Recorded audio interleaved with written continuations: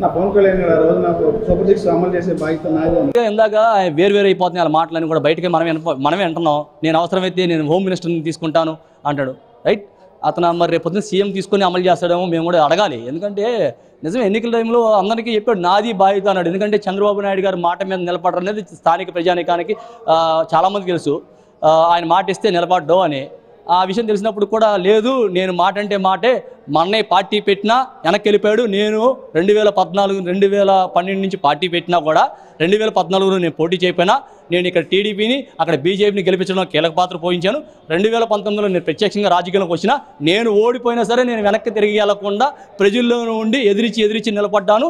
నేను మాట అంటే మాటే నిలబడతానని చెప్పిన పవన్ కళ్యాణ్ అంటే నిజంగా పవన్ కళ్యాణ్ ఏంటంటే అందరికీ ఒక అభిప్రాయం ఏంటంటే ఎలా పడతా అలా మాట్లాడినా లోపల ఏమి ఉండదు, అతనికి ఓపెన్గానే మాట్లాడతాడు, మంచి ఆలోచన చేస్తాడని అనుకున్నాం.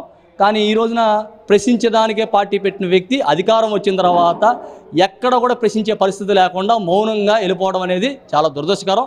అలా తగ్గడం అనేది అధికారంలో తగ్గడం కరెక్ట్ కాదు. ఇప్పటికైనా మేలుకొని ఏవైతే ఎన్నికల హామీని నేను అమలు చేస్తాను నాది బాధ్యత అన్నా కాబట్టి రేపు 6వ తారీఖు జరగబోయే క్యాబినెట్లో అయినా ఈయన చేతులు ఎత్తేస్తుందని అలా చేతులు ఎత్తేది ఎంతవరకు కరెక్ట్, మాతో డిస్కషన్ చేసి చేతులు ఎత్తేసావా, ఎన్డీఏ కూటమితో మాట్లాడి చేతులు ఎత్తేసావా అనేది మాట్లాడుకొని అలా కాదు మేము ఏదైనా చేస్తామన్నట్టుగా పవన్ కళ్యాణ్ గారు స్పందించాలి. లేకపోతే పవన్ కళ్యాణ్ గారు కూడా జనసేన పార్టీ కూడా ఇక ఉండటం కూడా కష్టం అవుద్ది అనేది మేము అనుకుంటాం. ఎందుకంటే ప్రశ్నించే పార్టీ కదా అది.